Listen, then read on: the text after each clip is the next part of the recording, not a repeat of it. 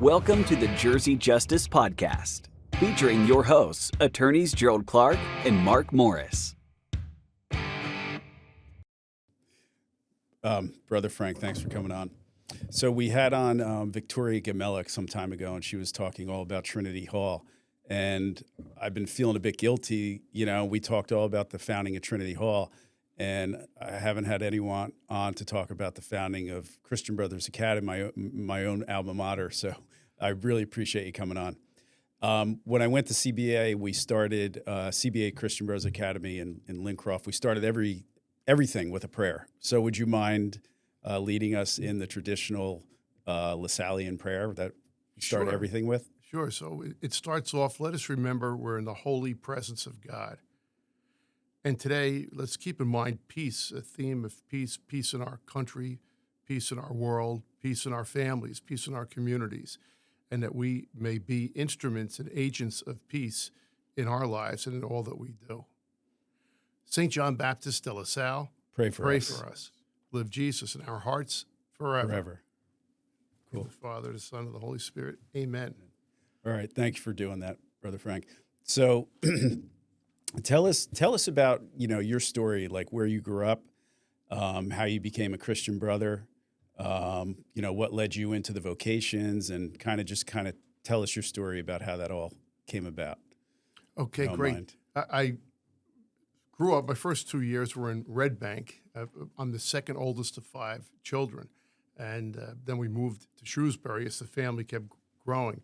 And my connection with CBA is that when this main school building was getting built in 1960, my uncle and my father, their construction company, Walter Hurley Construction Company, was the contractor on the job.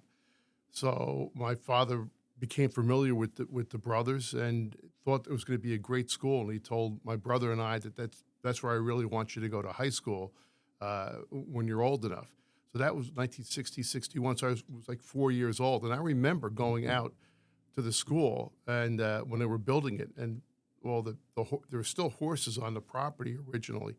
And so that was my first connection with that. So in 1971, I graduated from St. James Grammar School in Red Bank. And there were 7 of us from our class who went over to CBA. And I don't know if you remember, but at least in my time, the Henderson Hall was for the freshmen.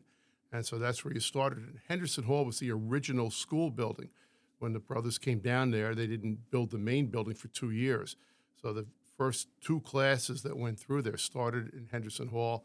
By the time I got there, they kept the freshman class in Henderson Hall so that you could sort of get a sense of bonding with your classmates. We would go over to the main building for lunch and for phys ed, but otherwise we were in Henderson Hall at that time. So I did my 4 years at Christian Brothers Academy. Back then we had intramural football, which was full tackle football at the time. There were about 300 students who played in that. Vince Lombardi helped us get that set up. And we had Lombardi Hall, if you recall, right across from Henderson Hall.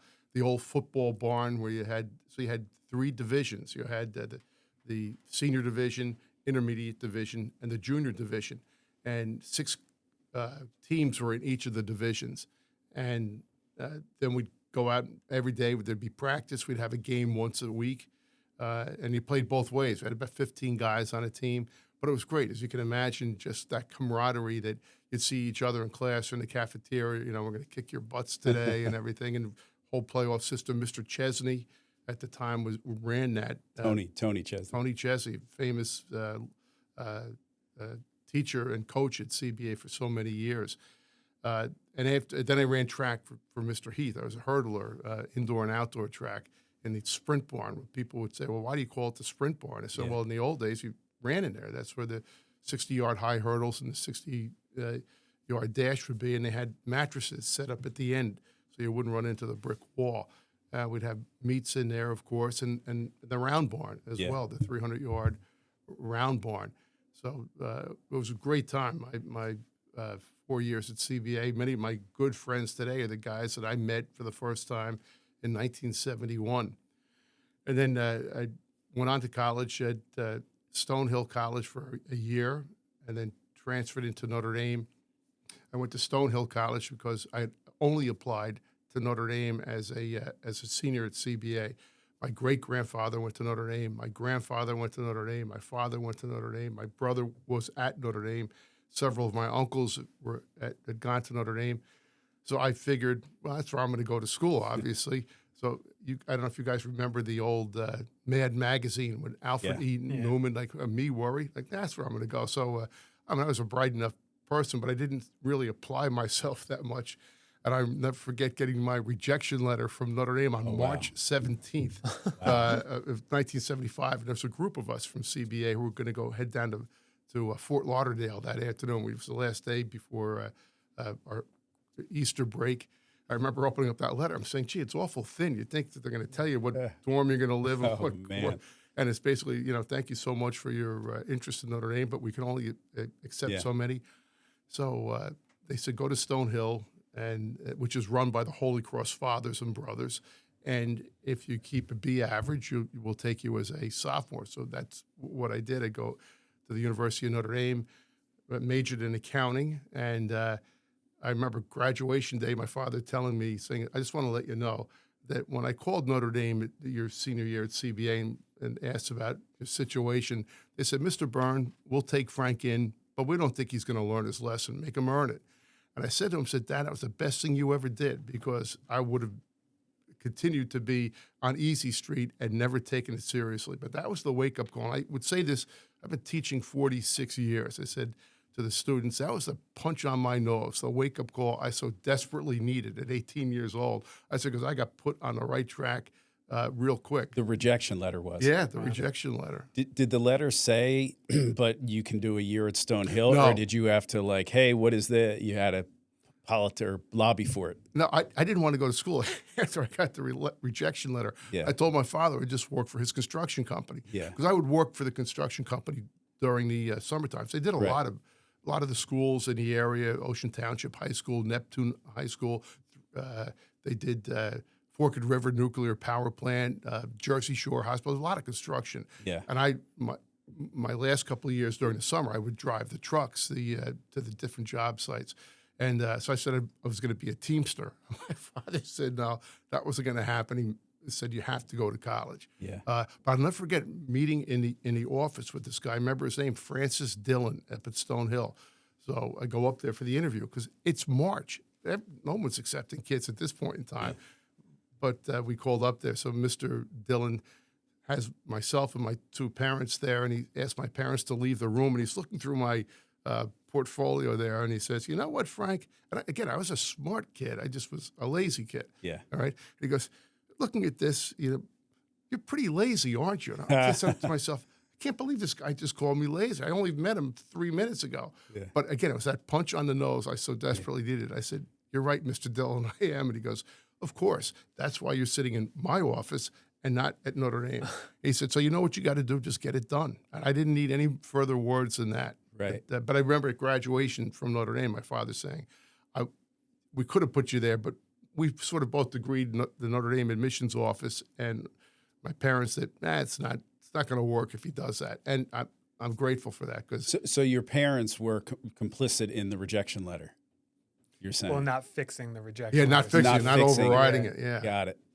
Wow. Yeah, so it was great. It was a good, I mean, I would say this, like, in all my jobs I've had since that time. Yeah. I mean, I work 100%. I mean, I was talking to Ross Fales, the current president at CBA. Yeah. I said, Ross, be careful in this job. You can give it 75, 80 hours a week if you want to. Yeah, if you're not careful. careful. You have to. But I was a worker by that time. Like, I knew what it takes to get the job done right. Yeah. So it was a good wake-up call for me. So I get, when I'm at Notre Dame, there was Father Tim Scully, who started what they call the ACE program, Alliance for Catholic Education at Notre Dame. And it was, at that time, he was encouraging everybody. He lived in our dormitory at Dillon Hall and was saying, you really should get out and do some volunteer work if you have a chance. 80% of the students at Notre Dame at that time, in 1978, 79, were doing some type of volunteer service. In the meantime, I had also taken job interviews, and I really wanted to get into the FBI. And so they said, well, you really need to get either a law degree or an accounting degree. I'm not a big student. I wasn't going to go spend, no offense, but I wasn't going to spend a whole lot of time in law school. So I said, I'll get the accounting degree and then hopefully get a call into the FBI. In the meantime, I also interviewed with Price Waterhouse and had a job offer with them. And then I said to myself, maybe should I do 1 year of volunteer work before I get into the job? I just wanted to give back. That's what was my thinking at the time. So I asked, where did that come from, though? Where does that thinking come from? You're a senior in college at this point, junior, senior, and you're already thinking about giving back. Where'd you get that from? I would say certainly at Notre Dame they instilled it in you, like giving back. But I was a product of Catholic education, and you saw the dedication of the nuns and the lay teachers over at St. James. The same thing with the brothers and the lay the faculty over at CBA, and then certainly at Notre Dame. Like it's more than you, and if your education helped you get in any way get to where you are at that level, maybe get the next guy up, and that was sort of my thinking. And of course, my parents were as instilled in us a sense of thinking of others and being generous when you had collections for the missions. My mother's uncle was a Maryknoll priest, so he was in Guatemala at the time, sort of giving up his life as a profession, instead going into the missions in Guatemala through Maryknoll. So that was sort of around in my thinking. I remember when my uncle was ordained to Maryknoll, I was in third grade at St. James, 1966. And I wrote to Maryknoll, so maybe I might want to be a priest. Well, they didn't know I was like 10 years old. Then they said, where do you live? We can come down and we'll talk to your parents. I said, well, I'm only in St. James Grammar School right now. They said, okay, well, we'll wait a few years before we come down and talk to you. So that was always sort of in the back of my mind, I guess, doing things like that. So I asked the brothers at CBA, is there any place I could do some volunteer work? They suggested a high school up in the Bronx, a place called St. Raymond High School.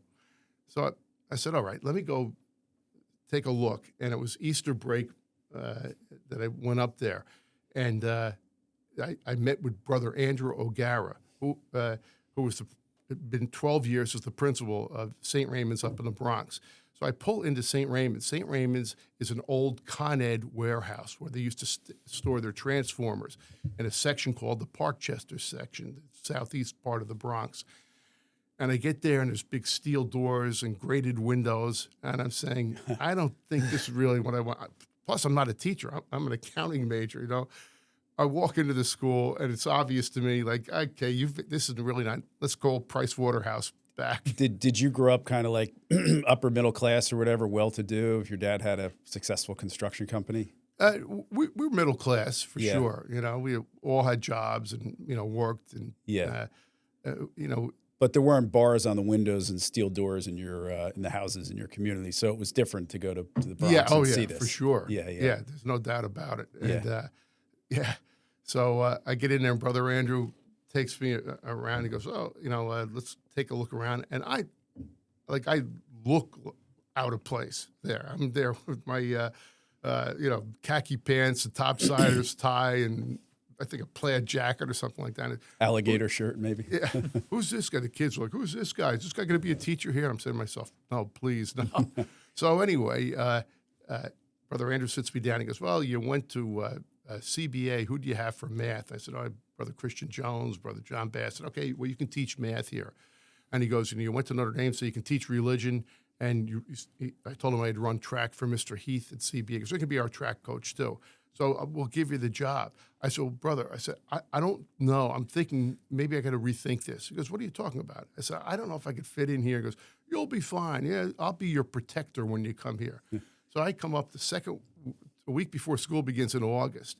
Did you have to give him a clue so he'd remember your name? No, I think he knew my name. Yeah, that's what he did. He's very famous for that.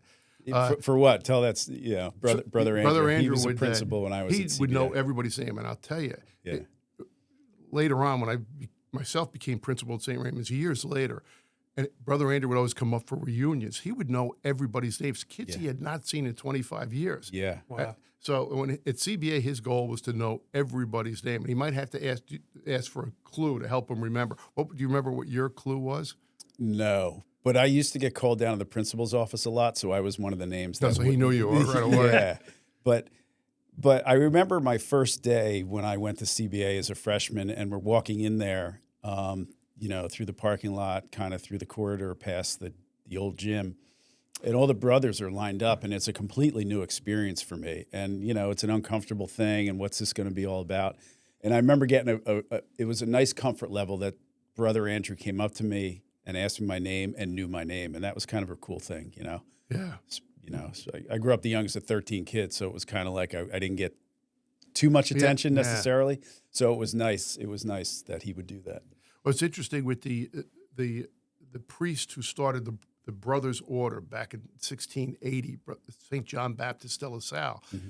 One of the things he impressed upon the brothers was to make sure that you know your students. And that's a hallmark of like a LaSallian education. You've got to know who they are, not just their names. That's obvious, but he wanted you to walk in their neighborhoods, get to know the families. He said it's so important that it's education of the heart and the mind. And one of his sayings that he would always say to the brothers, to touch the hearts of your students is one of the greatest miracles you can perform and one that God expects of you. So touch the heart. So the Jesuits were touching their minds because the Jesuits were out there already giving an excellent education in Europe. And not that they weren't touching hearts either, but LaSalle emphasized for us, make sure you touch their heart. And the key to that was getting to know who they were. Can you explain a little bit what a LaSallian education is? And again, I'm somewhat of an outsider to this. Yes. So back in Europe in the 1680s, there wasn't schools set up like we would know them today. Certainly they had the wealthy people, the rich, had tutors who would come and instruct their children, maybe the children of others in their social ranking. The other ones, they didn't see much of a need for an education because why would you need an education? You're going to become a stable hand. You're going to become a coach driver. You're going to be a farmer. You don't need to know this stuff. They had the guilds at that time, so maybe you'd have to learn how to write and do calligraphy. So they had a group of people called the writing masters, who would sort of give basic instruction, but it was to huge groups. Where LaSalle was asked to come by a gentleman in Reims, France, and to say, we're looking to open up a school for kids who are running the streets, basically. And as LaSalle would say, they were far from salvation. His main point was to look at getting them like a faith formation. Their parents were working long hours and unable maybe to provide an education for them. It just wasn't being done. So LaSalle organized them into smaller groups and taught them, instead of teaching them in Latin, taught them in their native language in France.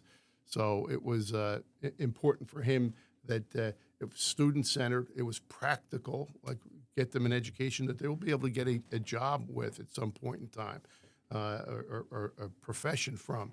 And most importantly was religious instruction, to get them to learn their faith.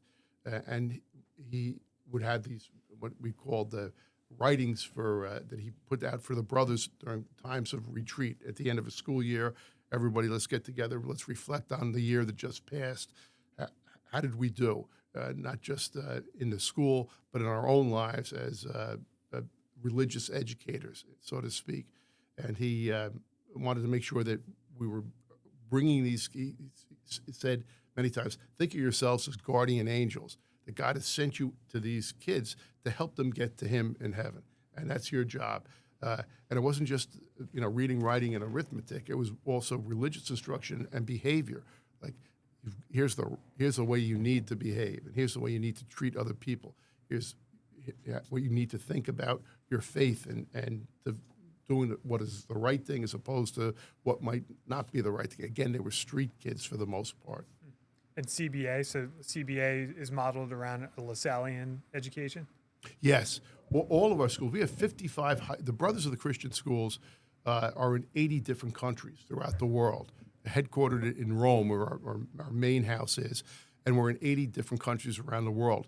Here in the United States, we have 6 universities. We have 55 high schools.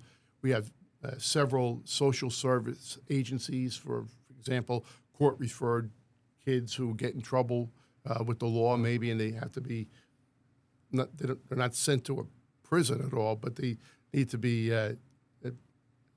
isolated and get instruction and everything along that line. So we have several social service agencies.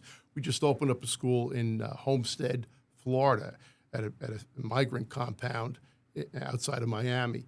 And we've been there. The Cuban brothers who were exiled from Cuba back in the 60s came to Miami and ran a high school there. So a lot of our alums are in that area. And they look at the need of the day, and it's basically to help these poor families with young children who don't know the language, and they're not going to improve their situation in the United States or become good citizens unless they can get an education. And the first thing there is learn the language so you're able to read, to write, to do math. So we just started it this year, and I'm happy to say that we compared the test results where they were at grade level before they entered in a year ago and to where they are today, and it's increased. And I think everybody in the United States would agree that probably the best way out of poverty is education. It's interesting. I like the line from A Christmas Carol where the ghost of Christmas Future, at the end, and he opens up his coat and there's two shivering children at his feet. He goes, beware. One is poverty and one is ignorance. He goes, but be especially aware of ignorance. And that's key. And I think St. LaSalle always saw that as well.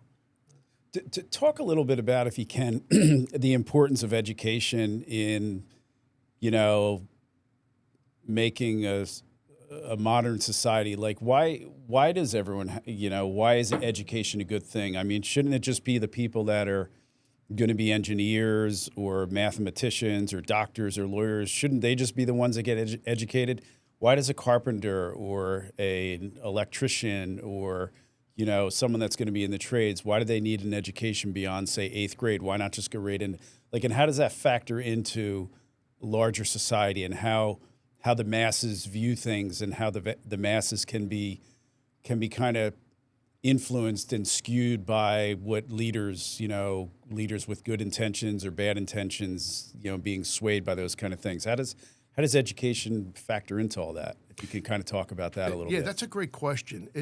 I think as Americans, we understand that our founding fathers... And if I may say, going back, so St. John Baptist de La Salle, he wasn't a saint back then. He was just John de La Salle, I guess. Right, yep.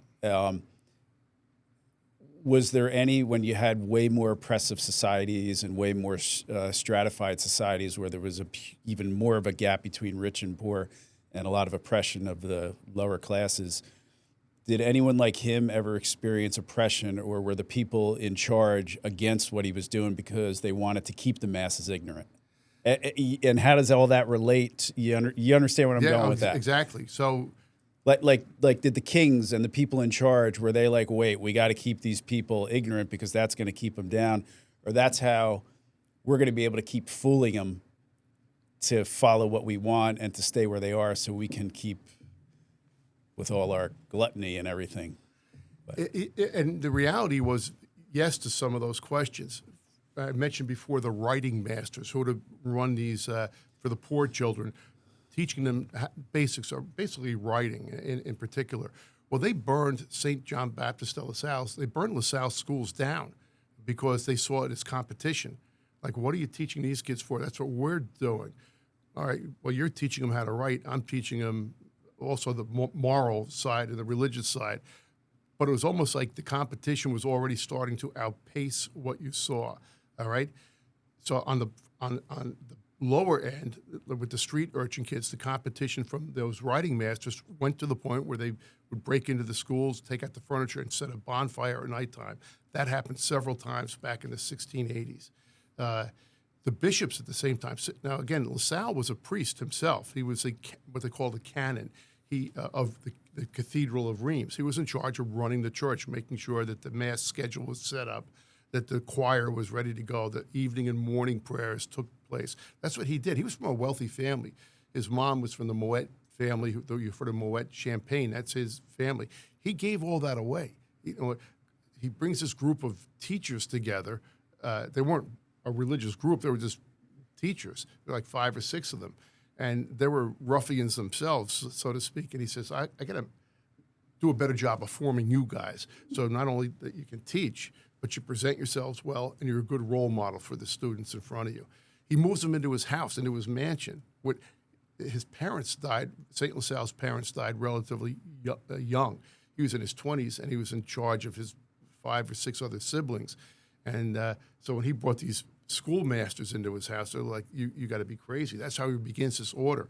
Then he says, well, we'll call ourselves brothers. And so that gives you a little bit of history of how that started. It was sort of organic in a sense. But he did have competition from the writing masters who attacked it, but also the bishops. Now, LaSalle was a well-known person in the church, but the bishops, to your question, like, what are you doing this for? They're street urchins. They don't need to get an education. And LaSalle said, no, they do, and it gave all his reasons. So that's the formation of the Christian Brothers, what you just described? That's how that kind of first originated? Correct. Wow. Because Yeah. my question was going to be, what is a brother? What's the difference between, you hear father, whatever, brother, where all that comes from, the distinctions? Yeah, it would go back, I would say, to many, many years, probably to the early church in the 200s, when there was a group of monks, monastics, who decided that the society was getting too materialistic, and it was tough to be a good Christian if you were around wealth and money and loose living styles. So they moved that to St. Anthony. It was the first, what they call the Desert Fathers, who move out into the desert. Say, this is just too much. We're going to seek solitude. Other than people, men and women, followed him into the desert to say, yeah, we want to focus on being God-centered, not material-centered. Then, of course, when you have Constantine in the Roman Empire, declares that Christianity now is going to be the official religion. So now everybody's in there, but not necessarily having a faith conversion. So religious orders start to come up, men and women who gather together for a purpose. In the Middle Ages, in the around like 1000 AD or 1200, they start to group around what they call apostolic works. Let's go out. There was a lot of need. There was famine. There were diseases. So you have women going out and ministering to the sick. You have some of the monks, like St. Francis was a Franciscan. He says, all right, I'm giving up all my material goods, gave it back to his dad, who was a wealthy merchant in Assisi, Italy. And he says, I want to renew the church. I want to go out and preach about, let's get back. Now, he was just a brother. They called themselves brothers. In the Catholic Church, some people will go into the priesthood, get ordained, and they're priests. And there's priests who belong to a religious order, like the Jesuits, the Franciscans, the Dominicans. So right now, You forgot the Augustinians. well, I'm getting to that right now. Of course, of Villanova. Yeah, exactly. So Pope Leo is an Augustinian and came from Villanova, and also out in Chicago, where he received an Augustinian education. So we're religious orders, and some of them are ordained as priests. Some are not. Like the brothers, the only person ever ordained in the Christian Brothers was LaSalle himself. He thought about having one of the brothers become a priest. He was indifferent because there was a lot of clericalism. Back before, like the clergy tended to hang up in the upper echelon and In society. and he said he didn't want that to happen because, as I said, the bishops pushed back on him and they gave him a hard time. And he said, all right, that's it. I don't want any. You guys are just to be monks, brothers. And he has second thoughts about it, and he asked one of the brothers to consider going to be ordained. He goes to a seminary, gets trained, and the night, his brother Henri Leroux was his name, and the night before he's to be ordained, he dies. And St. LaSalle was a big believer in, like, nothing happens by chance, and he said, this was the will of God, and we should not have any brothers any priests in the order. It should only be brothers. And so that's how that came about with us. And there's some orders still, like other brothers' orders, where there are no priests. The Irish Christian Brothers, the Sacred Heart Brothers, who have St. Joe's up in Metuchen, the Holy Cross Brothers, and there's the Holy Cross Priests. They have both priests and brothers in their order. Again, this might be my own ignorance, but if you had like a Venn diagram of brothers and priests, brothers and fathers, what the distinctions are, what the overlap is, if you could kind of explain it. Yeah, the priests, they're ordained, and it's a sacrament in the Catholic Church, 7 sacraments, and ordination to the priesthood is one of them. And so it's you would go for seminary training. Most of the priests that we are familiar with, probably in this area, would be the priests who run local parishes. They'd be diocesan priests. So St. Rose or St. Catherine's, St. James, they're run by diocesan priests. Now, those priests are a little bit different. They don't belong to a religious order. They belong, they're under the guidance of the bishop, in our case here, Bishop David O'Connell here in Trenton. And so they don't live necessarily in a community lifestyle. They might live in a rectory. The vows that we take as brothers are poverty, so we don't get a salary, chastity, we don't have a family, obedience. You're assigned according to what the needs of the brothers are at the time. We take a vow of association that we work together, and then we take a vow of stability, meaning that we're not going to be jumping from religious order to religious order. So, hey, what are the Augustinians serving at Villanova? They get better food down there. I think I'm joining them. Like, no, you join with the intention, because back in the Middle Ages, people would hop from monastery to monastery. They used to call them gyrovates, and they said, like, no, if you join our monastery, this is where you're going to intend to spend your life. So a priest in a diocesan situation gets his assignments through the bishop, doesn't have to live in a community. They usually get a salary, nothing big, but for us, we get a stipend. So I was talking when I first went to St. Raymond's, we got $80 a month spending money, which, wow. Yeah. So I'm happy to jump back into that. Again, this is just, I'm kind of taking it for my own edification, I guess. I find it interesting. But so you go from CBA, you have the stop, was it Stonebrook or Stony Brook? Stony Hill. Okay, Stony Hill. Stone Hill. And where was that? Massachusetts. Okay. And that was the Holy Cross Priests and Brothers who run Notre Dame. They have several colleges, and Stonehill was the college in their eastern province, and it had a seminary there as well for those going into the Holy Cross order. And so that year, you've kind of just got your nose to the grind, saying, I'm doing what I can to get to Notre Dame. Right. All right. And then Notre Dame, is that also, because obviously, again, I keep saying as an outsider, I know there's a close relationship between religion and education, it seems like at Notre Dame. Is that also a LaSallian university? No, Holy Cross. They were founded in France. The founder, Father Moreau. Notre Dame, that makes sense. Yeah, Notre Dame. And so the Holy Cross priests came here with, keep in mind, the French had been in North America for a long time. And it was St. Joseph's County in northern Indiana that the French were established in.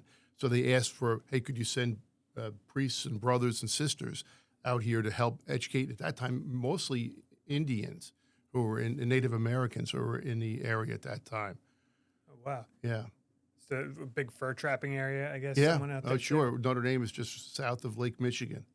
So when you go there, are there nuns? Is it teachers? Like what's the breakdown for the class situation there? So the nuns started St. Mary's College right across the street from Notre Dame. The priests and the brothers started the boys' division, Notre Dame. When it originally started, it would have younger students there. They called them the minims.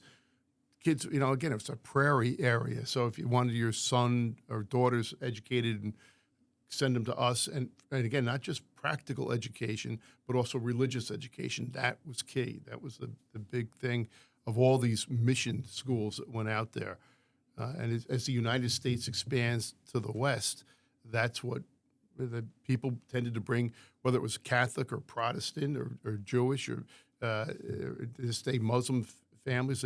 They want this religious members with them to help establish religious communities. And somewhat off topic, but during your time at Notre Dame, you said Joe Montana was Yes. there as well. Yeah. What was that like? It was great football. Yeah, we had my sophomore year is when we beat USC when they pulled out that horse, the Trojan horse, and came out with the green jerseys, and we ended up winning the national championship that year. And you said you have a whole family history of your grandparents or your father, people being involved in, I think, Board of Trustees with Notre Dame. Correct. Okay. What was the kind of the interplay that goes on there between the sports and the education and all that? Well, we were talking earlier about the book with Frank Leahy, who was one of the football coaches, and Father Hesburgh writes in his autobiography when he became president back in 1952, and he was young; he was only in his 30s, and he was of the mindset that we can't just be known as a football team that has a college associated with it. He says we have to be known as a great academic university. In the Catholic tradition, I mean, the first university in the world, University of Bologna in Italy, starts in the 1100s. And he says that Catholic intellectual tradition's got to be present as the United States is, it's after World War II, we're a world power, but the Catholic Church has to have his voice in that. And so he wanted to make sure that he had Notre Dame positioned in a great spot, increase the graduate schools, and raise the standard for the academic side of it as well. And that's where he started to get into a clash. So it's always, we see it today. 100%. Yeah, with NIL money and the transfer portal, like, is anybody going to class anymore? I think, at CBA, when I was 12 years president at CBA, it was always a balance, making sure that first and foremost we want you to have a good, solid education, academically, spiritually, socially, physically. It's all one, but it's got to be in balance, and that's when you get in trouble any place. I don't care where you are. If one of those starts to get out of balance, then it's got to be brought back in. So I jumped you off topic a little bit, but you were going back to your first day showing up at, was it St. Raymond? Oh, yeah. So I said, where's Brother Andrew, my protector? And he goes, he got transferred down to CBA in Lincroft. I'm like, what? This is September of 1979. And I go in there, and trust me, my first year, I was only doing it for a year, just 1 year volunteer. Those kids gave me a run for my money. I had 6 classes. Like, there were 40 kids in a class. It was typical. But I enjoyed the kids. I enjoyed coaching, and I asked to do it for 1 more year. So I told Price Waterhouse, I called them up, and by this time I had an offer to meet with the FBI to begin the interview process with them. But I figured, let me just do this 1 more year because I really enjoy it. And after that second year, I actually formally applied to become a brother, and that was in 1980, 81. Wow. What was that process like? Because you're sitting there, you have 3 very distinct, unique options going law enforcement, FBI, going accounting, Price Waterhouse, or joining the Brotherhood and continuing what you've been doing. What was that process like when you're sitting there trying to think through that? Yeah, well, I would say my least favorite choice would have been being an accountant. I only recall I got the degree because I didn't want to do 3 years of law school because that's what the people I had met with at the FBI said, you really need to have law or accounting. That's going to help you to get into the organization. So I said, all right, well, law, we can scratch that one. So I'll see if I can do the accounting route. And education was not something I ever thought of. It's only the fact that doing that volunteer work at Notre Dame helped me say, like, maybe make it a longer commitment for a year. And, I was a vocation director at one point for the brothers, people who were interested in exploring a religious commitment, a religious vocation. And I'd always say to them, God wants us to be happy. If you, at the end of the day, that's your greatest guide. If you like what you do, if you are happy in what you do, you're pretty sure you're in the right place. And so I look forward, for 46 years, I've done this, I look forward to going to work. Even when I was at CBA, and my 10 years later on, I became the principal at St. Raymond's. So 10 years as principal, 12 years as president at CBA, I always taught a class, always. Wow. And I used to say, that's the best part of my day, these 45 minutes. I said, after I leave the classroom, my day goes downhill. But because that's what, to influence younger people, you were talking about being one of the youngest of 13. Yeah. You try to get them up, get them to appreciate their own lives, help them find what God's calling them to do. and just help be that bridge. As we all know, adolescence is a tough time, and we see it in our country today. Just help. Who are they going to be, these guys? And sometimes it can't be the parents. If you're parents, you know what I'm talking about. They need somebody else. Like, okay, my mother and father said this, but is that really right? But you got to tell them, like, yeah, no, you're on the right track, or maybe you might want to reconsider this.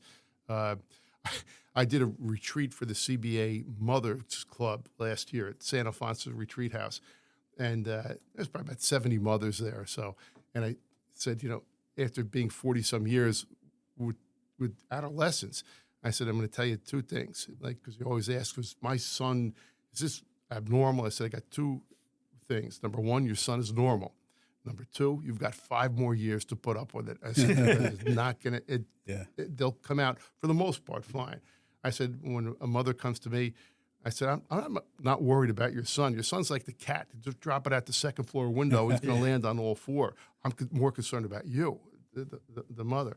And but there can be cases where, all right, they need special attention, and that's where it's important to work with the families on that. But adolescence is just that time where they need extra guidance from everybody: coaches, teachers, family members, uncles, aunts. It's that whole thing. Everybody's got to get involved with that, because it's a tough time. And more so today, I think, as we look at the internet and social media. I mean, just go outside, go onto Main Street now, and you can see everybody on their phones. And we talk about that. I walk to work sometimes. I live close by, and I'll pass these bus stops, and it doesn't matter, middle school, high school, even I think they're elementary school kids. Everybody's just on their phone. They're all standing there, no one's talking. It's wild. I sent your son Jed a video. I don't know if he ever showed it to you, about the class when he was a freshman. I had Jed in my freshman religion class, and after a test one day, normally the kids would take out homework or read a book or a paper or something like that. But I see they're all on their computers. Yeah. So that's interesting. So I go to the back of the room, and they all have this green screen. I forget the name of the game they're playing. But this is amazing. Everybody except one kid who actually sees what I'm doing, who's waving to me. I go back and I get my phone, and I do a video of the room. The next day, I come into class, and the kids said to me, we heard you were taking a video of us yesterday. I said, oh, yeah, I was. I said, because I've never seen anything like this in my life. I said, I go to the back of the class, and there are 30 students, minus one, all on this green screen. I said, it reminded me of squirrels at a science experiment, everybody just hitting these things. And I said, so I figured this is the fall of Western civilization, and it's beginning right here in my classroom, room 204, and I want to document it. And they all got a kick out of it. But what we did the next year, because the same thing was happening in the cafeteria, we'd sit around at a table, no one's talking to each other. So the next year we put in a policy that you cannot use your computer in the cafeteria at lunchtime. Yeah. Well, of course, you can imagine teenage boys, this is ridiculous, this is oppressive, it's this. I said, I'm not saying you can't use your computer. If you want to use your computer, go out to one of the common areas, go to the library. In the cafeteria, you must talk to somebody. I said, that's going to be an important skill. I said, otherwise, it'd say you'll come to your 50th reunion. So, I think I remember your hands. So I saw them moving on the keyboard all the time. Start to dialogue with people. And then they understood it. Once you explain it to them, of course, it's easier to do. And you know what? They found out they enjoyed talking to each other, because that was not happening enough. I just saw an ad, I think it was something on Instagram, where it's like a dad putting his son to bed, and he's like, all right, buddy. He's like, good night. He's like, and by the way, over there, it's like, is access to the, most graphic videos you could ever see. In that corner, there's some of your classmates who are saying bad things about you. Over there, there's a hacker who's going to be asking you for your password. He's like, just ignore all that stuff. Have a good night's sleep, pal. And it pops up. It's like, be mindful of when you give your kids access to smartphones, because it's such a crazy world. Yeah, it is. Yeah, it's funny though. And I'll jump back in. I don't want to start monopolizing this, but I think the question that preceded your answer was, was it tough to make the decision between FBI, Price Waterhouse or education? And you, if you're listening, just started radiating basically and went on a 5-10 minute speech about how much you enjoy education. Yeah. So I don't think it was a difficult decision. Did you know at that time that you were like, this is my calling, this is what I want to be doing? I would say no. I took it day by day, really. And by the way, so just the process to get into the brothers would be then you go to a year of training in religious life, understanding what the vows entail, developing your spirituality, your prayer life. Can you live in a community? And because that's not easy to do. St. John Baptist de La Salle told the original brothers, I'm not going to give you these penances to do, like kneeling on for 3 hours a day or depriving yourself of meals. He goes, just living with one another in community is going to be enough of a penance for you. And so the novitiate lasts for 1 year. And then you take what's called annual vows. If you feel that this is where God is still calling you for 5 years, you'll say, I'll take the vows of poverty, chastity, obedience, stability in the institute, and to work together and by association. And at the end of the first year, if you said, I did it, I think the newness is worn off, I'm not really called, you don't renew your vow and you can go. If at the end of 5 years, you say, okay, now you're asked, okay, you've done this for 5 years and more, like 2 years before getting into the novitiate even, do you still want to continue in this way? And then you make what's called your final profession. You take a perpetual vows. I intend to do this all my life, and that's the final vow part of it. So we lose a number of people from the time they get to the novitiate and to their final vows, because they were generous in their spirit and did very good work for those years, but they decide, I don't think God is calling me to this particular life. And that's that whole thing about peace. It's maybe not as peaceful as I thought, or not as much peace or joy. I think I want to get married. I think I want to have a family, or I think I want to get into a profession and become a doctor. Not that you couldn't become a doctor or a lawyer. As a brother, we have brothers who are lawyers, of course, but they want a different life than religious life, living in a community and things along that line. So I would say it's probably about, out of those, 2/3 will persevere the final vows. So you make that decision, you start that process where you're going year by year, taking vows? Yeah, so after I got out of the novitiate, I went to LaSalle Academy on the Lower East Side of New York City. And back then it was the Bowery area. Today it's all gentrified, but not then. We had Hell's Angels on 3rd Street. We had the Bowery Mission 1 block over. It was, as a matter of fact, we were on the corner of 2nd Street and 2nd Avenue. We've been there since 1848 in LaSalle Academy, when the brothers first came from France to the United States. But that area had fallen on hard times. It was crack and everything along those lines. So on the 4 corners, we were the only people living there. The other 3 corners were abandoned buildings. And you said this was around like the 70s at this point? This was 1982. Wow. Oh, so like the height of that being a rough area to be. Yeah, well, crack in particular. Then they had Operation Pressure Point that came in and started to move that in there. Mayor Giuliani, when he became elected mayor, he was, he had been a prosecutor, so he knew the crime causes a lot of these things to happen, the broken window theory. And that really did help clear things up. Didn't stop everything. They just moved to the east side, more to the East River Park, where we used to run track. And when we would have when I was coaching, the police would call me up and let me know, okay, we're going to be doing a bus down there tomorrow. Don't bring the kids down there. So fine. Wow. You didn't know what was going to happen. I had a professor in college that said he grew up in that area, and I think that same time period. He was like, you'd go walk down the street and you'd just be crushing those little grass vials everywhere. It was so rampant. Definitely. Wow. No, so I'm just keeping the narrative going. So you're going through this process, then you're going year by year. Yeah, and then in 1987, I made my final vows. At any point during the journey, are you thinking, am I sure about this? Is this right for me? Or was it just kind of, full speed ahead? You're doing what you're called to do? I didn't have any major doubts. Again, as long as I liked it, I feel now, not that every day is easy. Mm-hmm. It's not. Working with kids can get frustrating at times, but you just knew that there was a purpose to it. And then when you get assignments, so for example, you like an assignment, but then you get reassigned to someplace else. It may not be a place of your choice, but you realize, okay, look, I took a vow of obedience. If you need me to go from point A to point B, I said I'd do it, and I'll do it. But I never had any major doubts. I figured I like what I do. But it's important to have a good prayer life. That's the thing.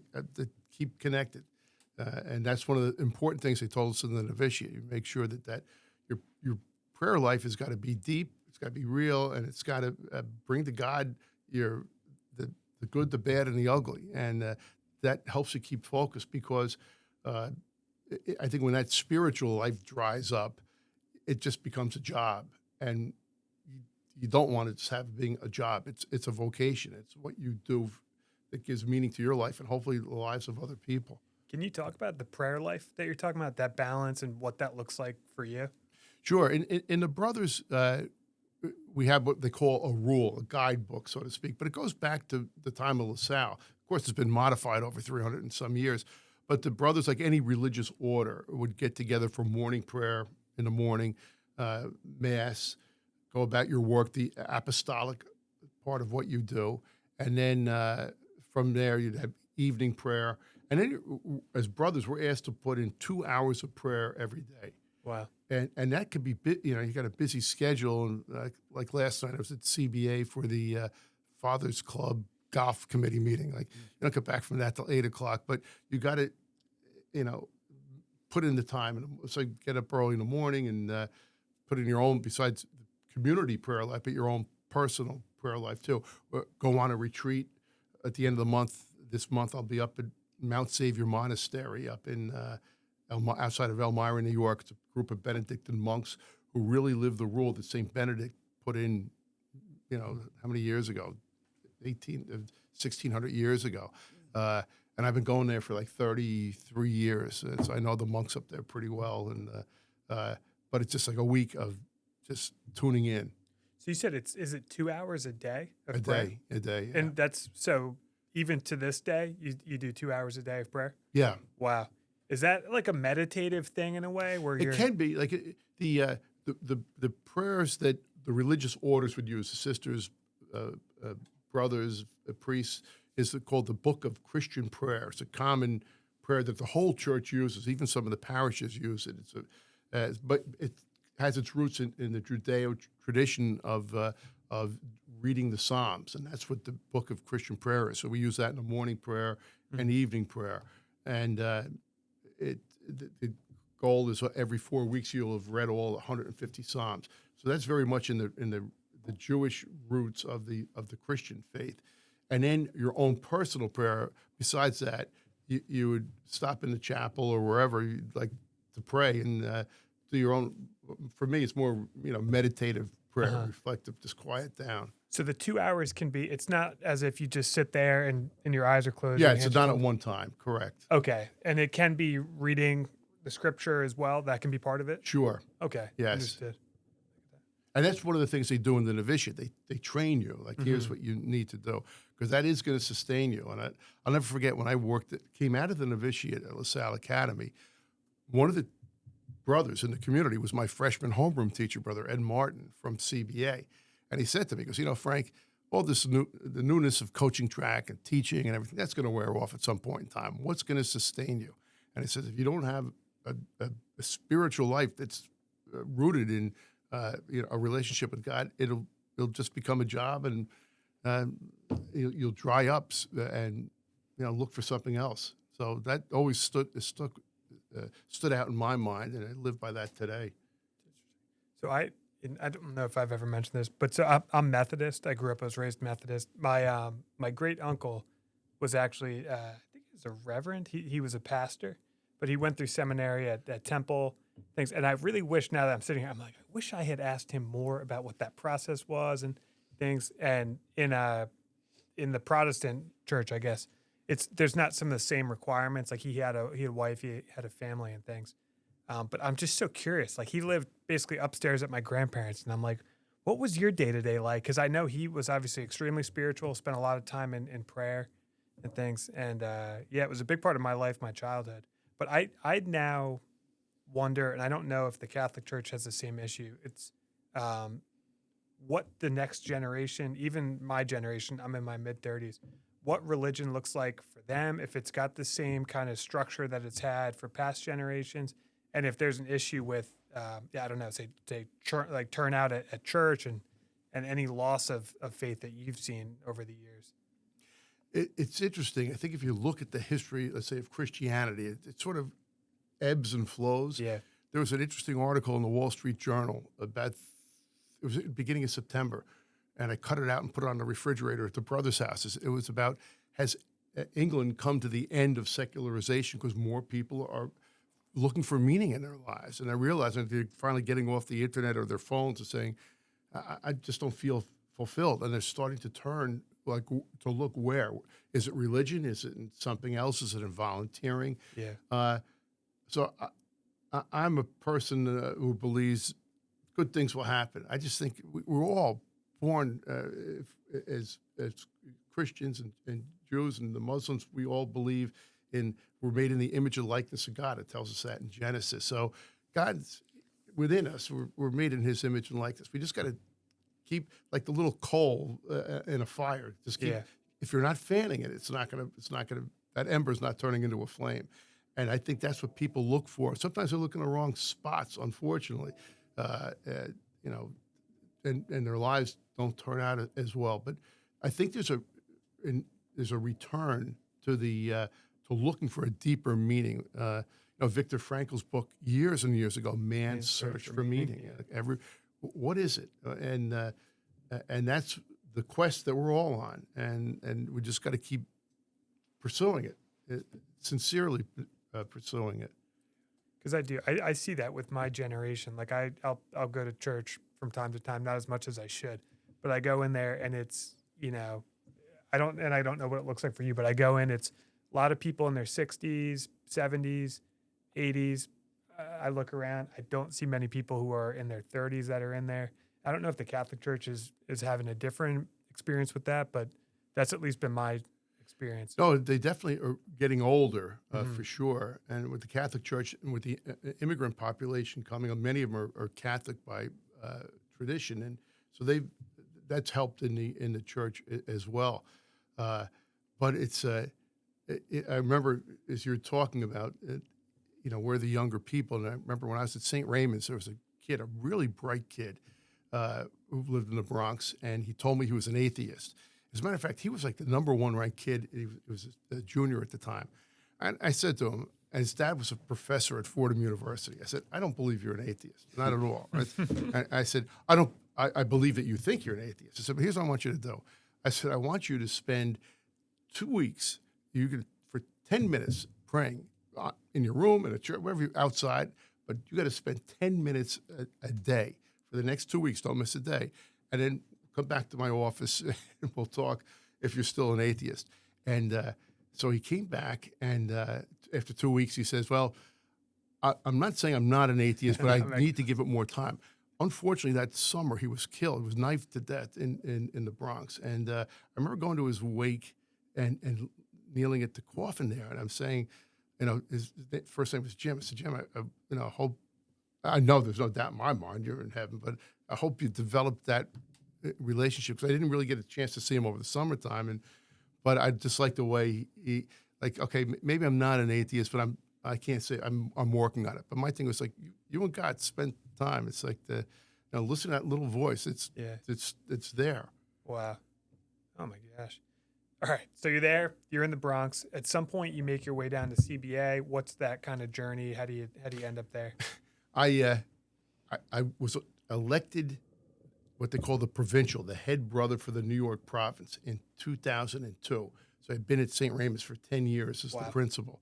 So I come down, and our headquarters for the Eastern Province, the New York province at that time, was in Lincroft on the campus of CBA. So for 2002 to 2009, I was the head brother of our province, which was basically the New York metropolitan area, and we had a school out in Michigan as well. And so that's where I spent most of my time traveling around to the schools, meeting with people. When I was at CBA, I'd come over for Mass in the morning to the school there. So it was nice to be back in the area after being out of it for 20-some years. And then Brother Andrew, who had hired me out of Notre Dame, took a chance on bringing me into St. Raymond School, had died suddenly.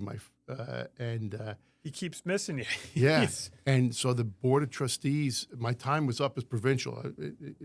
I'd done my 7 years, and so the Board of Trustees asked, and it was right at the beginning of the 50th anniversary year, and he died in November, so there was nobody to fill that spot. I had asked a couple of brothers, including Brother Ralph. I said, would you consider it? He said, yeah. And by the second semester, he said, I'm a better number two person. He was the assistant president than number one. He goes, why don't you go and do it? I had plans to get a sabbatical, which you normally would take a year of study, a year off after being provincial for 7 years and all that travel. But I understood, okay, it's the 50th anniversary year. They just started a capital campaign to put some classrooms on, expand the library and the guidance offices. It's about a $15 million project. So I said, all right, I'll do it for a year or two until we can get the new person in here. But that's in 2008, 2009, if you recall, when the economy sort of tanked and a lot of people losing their jobs in the financial industry. So it was very clear we were not going to get this $15 million campaign done anytime soon.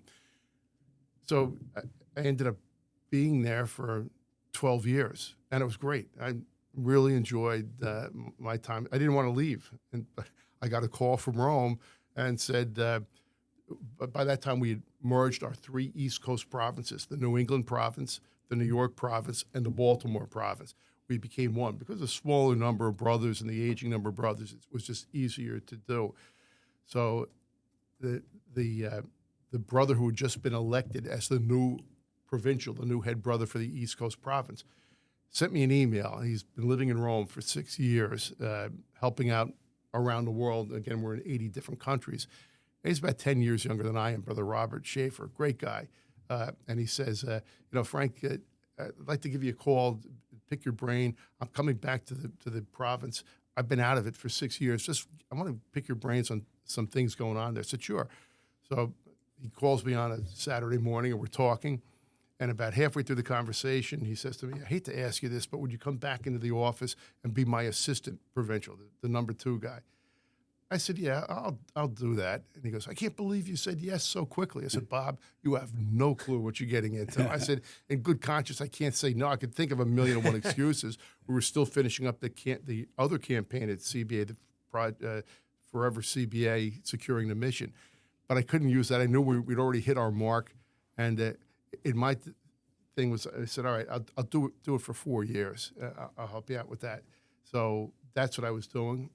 4 years was up in June, but Brother Bob asked me to stay on for 4 more years. So now I said, look, how about 2? I said, I'm 68 years old. I had asked Ross Fales to get a job just to go back teaching. I've been in administration for 20-some years, almost 30 years. So I just want to teach, and before they put me out to pastor. So you would, even while you were in administration, you would continue teaching? Yeah. What did you teach, math or something? Math else? or religion, whatever they needed. I enjoyed teaching religion because you get some great conversations with the kids. And I would have to say, I don't care if it was in the South Bronx, the Lower East Side, or in Lincroft, New Jersey, I always found the kids inquisitive and open-minded. They wanted to know.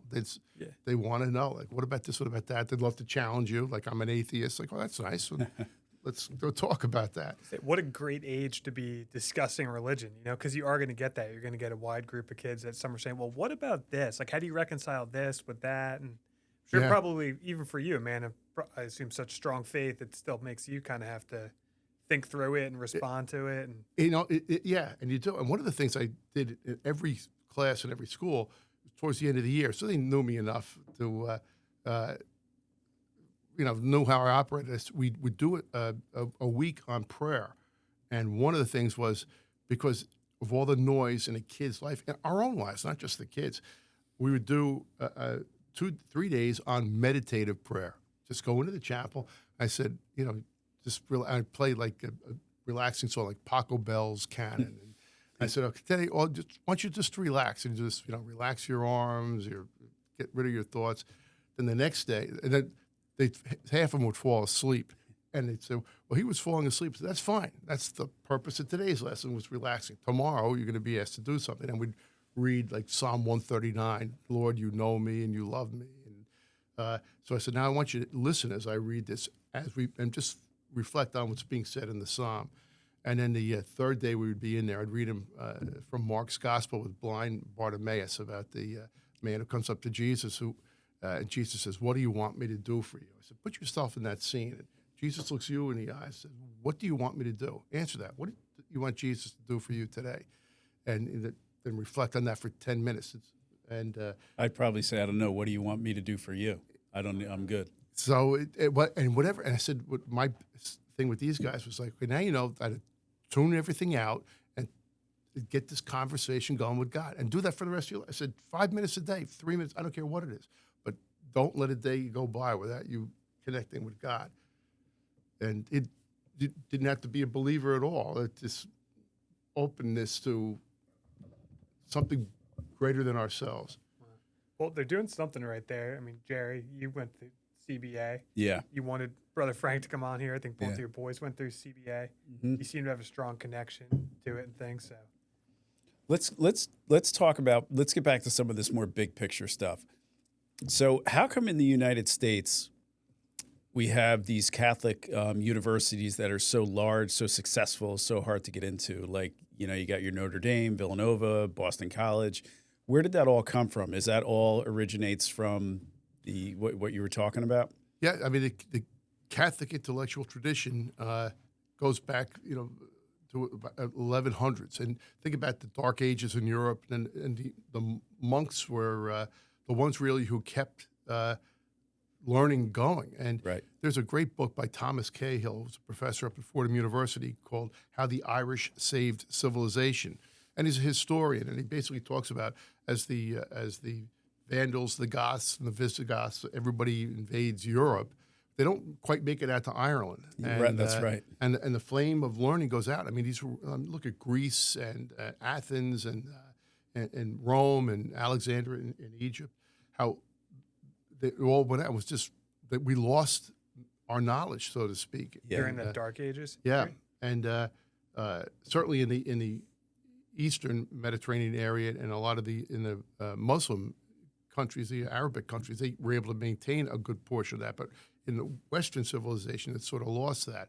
But then after the monks from Ireland start to go out and evangelize again, things pick up. And then you look at as I said, the University of Bologna, that starts training people in the classics and scripture and mathematics, and it starts to rekindle this again. So that's the Catholic intellectual tradition. It starts from there, and these religious orders like ourselves, who and the Jesuits, the Augustinians, the Dominicans, they all have this.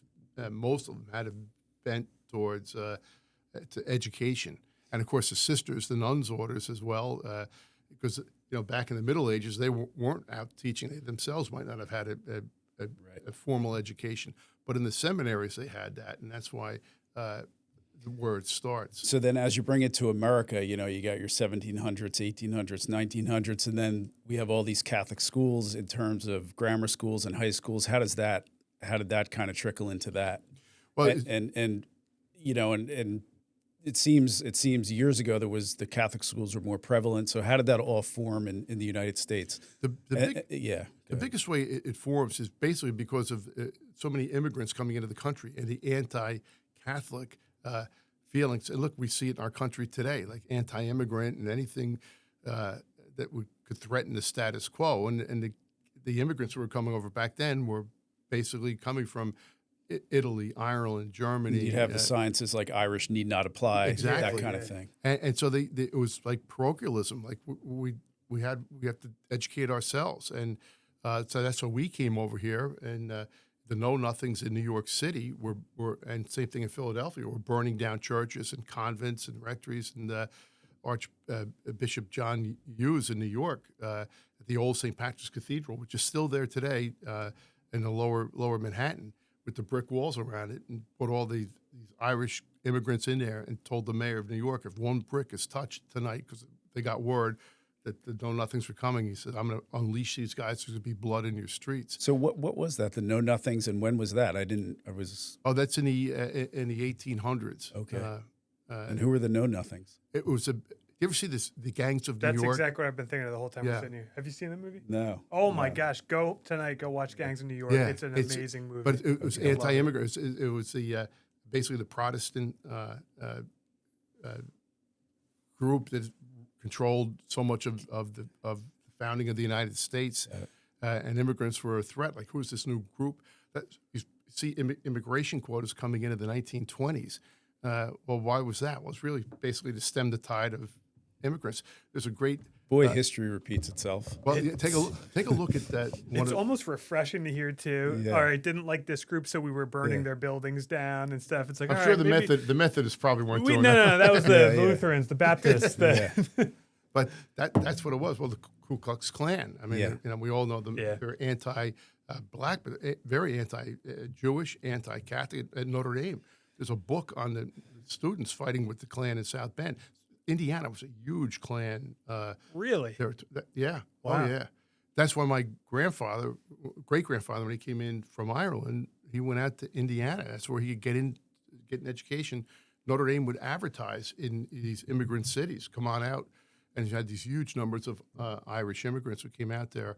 And my great-grandfather didn't have the means to get back at the end of the semester. He worked on the farms out in Indiana to get money so he could stay out there for the next semester. So a lot of these Catholic schools, the historical tradition in America, it's basically from discrimination, and why couldn't they just go to a local public school? Like, they probably didn't know the language. Like, for example,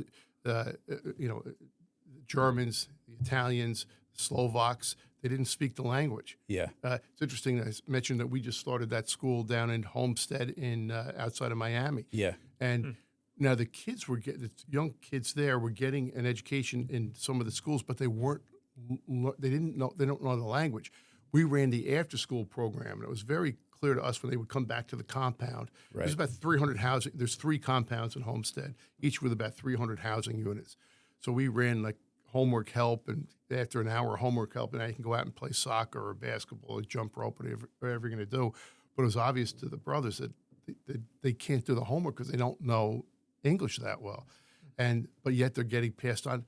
I'll give you a quick story. There was a girl in 7th grade 2 years ago when we were there, and she starts crying. And we said, well, why? Now, she's older now. She knows that she's going to be going to the Homestead public school system, and she can't read or write.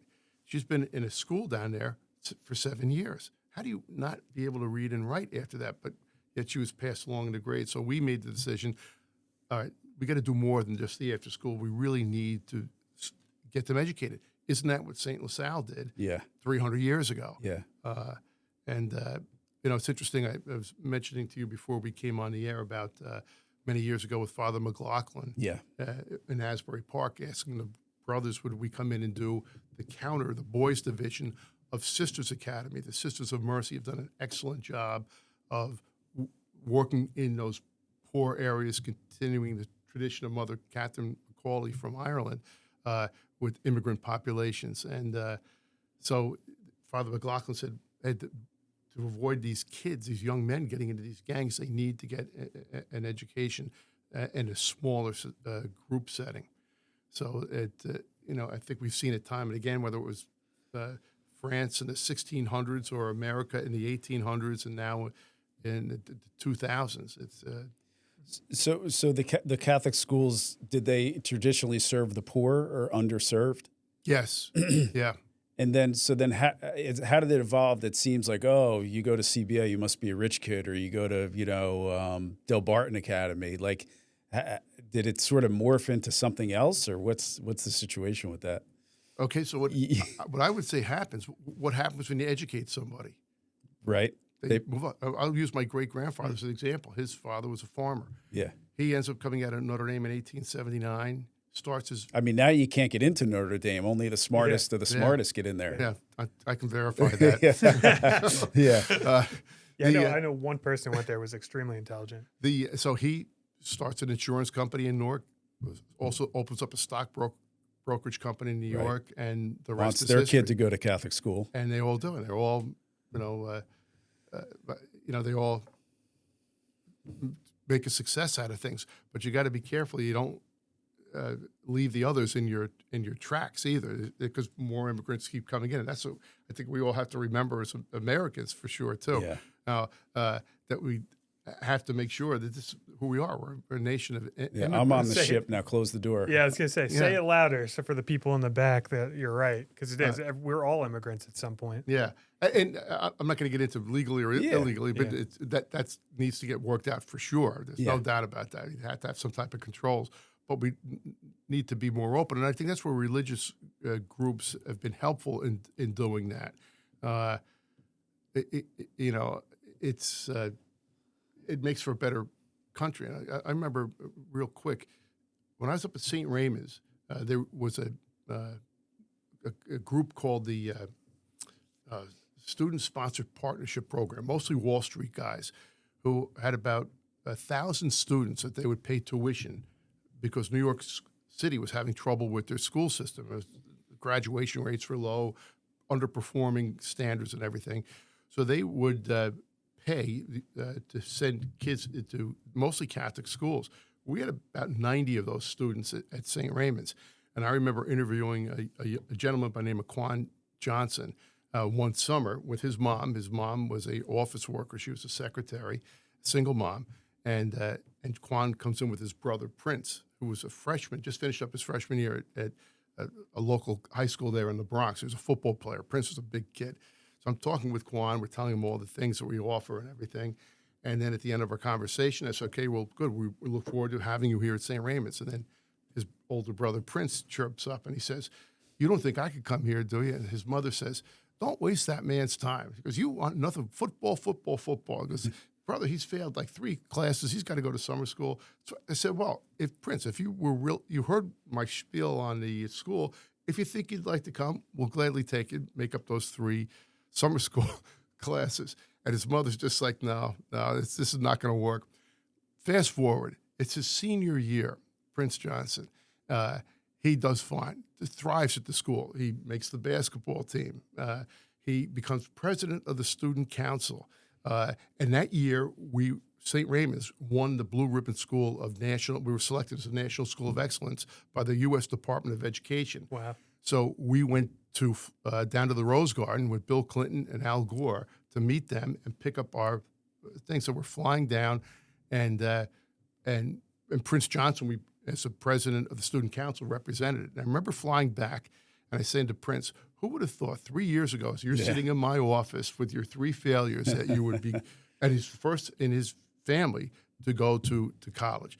That you're going to college. You just met the president of the United States, a captain of the basketball team, student council president, and we were featured on the McNeil-Lair News Hour. Wow, I didn't know that. They were having a debate about vouchers back then. Yeah. And so one of the guys in the Student Sponsored Partnership Program who had a connection with the McNeil-Lair News Hour said, this is, as we're doing this story on the vouchers, go to St. Raymond's and see how it made a difference. So same kid, same neighborhood, same family, unsuccessful at this level, and tremendous success because he changed venues. And you would ask the question before about, how can we educate people? Shouldn't we just educate certain people? Here was a diamond in the rough, but nobody had touched his heart yet. And that's the thing.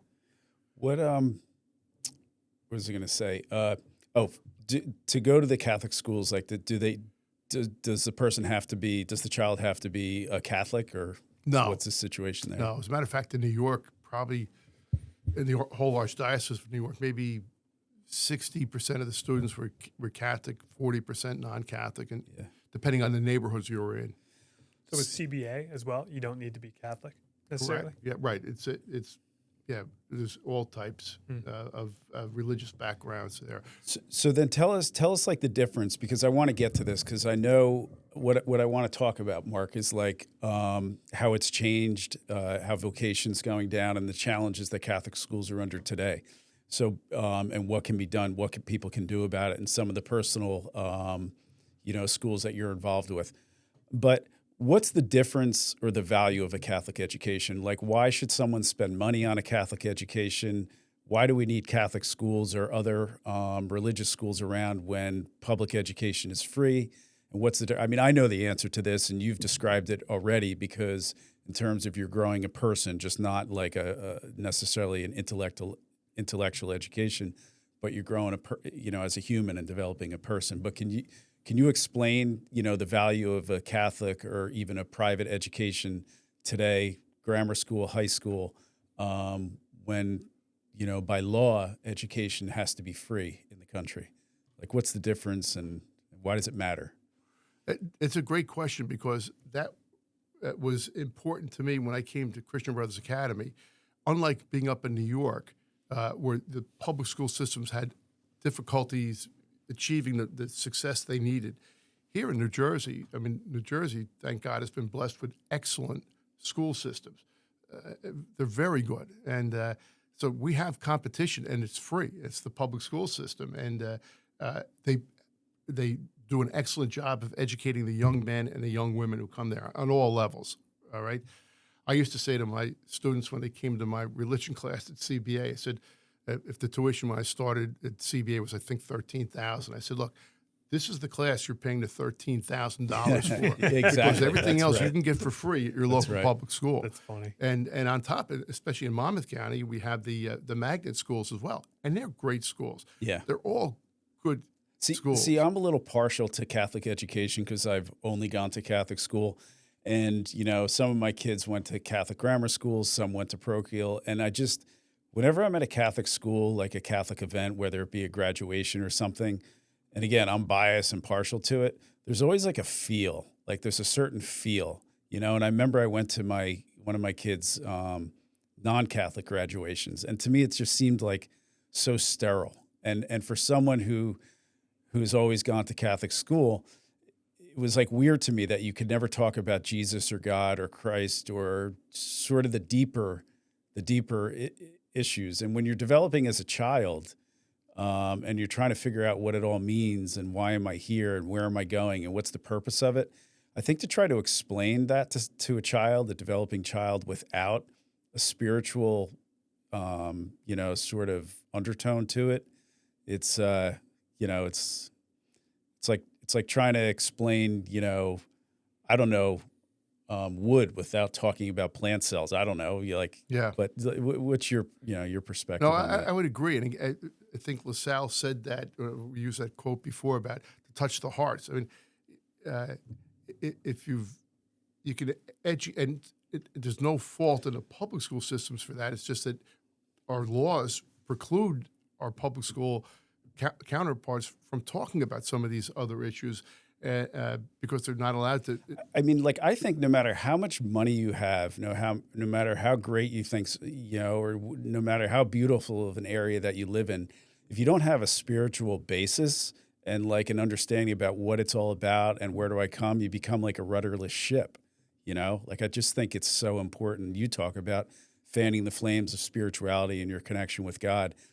I think without that, and I think that's part of the problem today is, with the cell phones and the glitz and the TikTok, and we're going to look and, their life's great, mine's not, or this FOMO, fear of missing out. I want to be there where that person is.